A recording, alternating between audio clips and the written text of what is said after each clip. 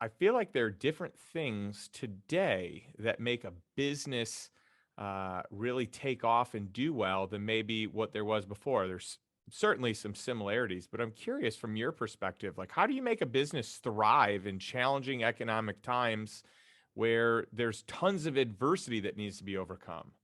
Well, I think that's an excellent question, and the key is to collaborate with the right.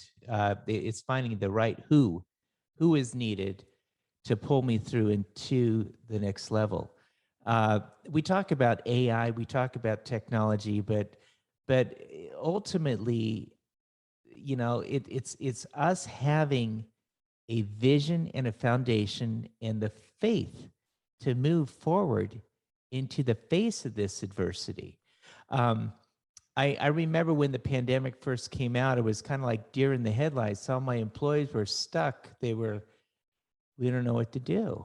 And I said, I'll tell you what we do. We keep marching up the hill because because no one's going to do it for you. And and I think that today you are going to draw more as adversity comes. You can draw more in your foundation. For example, a person comes into a near-death experience, doesn't get up and say, "Now let me go look at the stock market, see where my portfolio's at." Right? Right. Foundationally, they're saying, "It's my family." It's like right before Steve Jobs passed away. Uh, Steve says, "Here billions of dollars. I have all these scientific accomplishments and achievements." He says, and now, within a matter of days, uh, I'm going to pass away. He goes, all of these things that I focused in on did not have a lot of meaning Mm. because they'll stay behind. Because what's important though is my family and my relationships. And I think that foundation itself, the money will follow as you solve the problems, but the problems are this next generation needing the guidance, the love within the households. Uh, and I feel that also collaborating with the right friends and helping them out, loving. There was a individual on my show recently. She had, uh, she's a cancer survivor, and she made it her life mission to replace the minefields with vineyards. And she spent over the last 10 years in Afghanistan.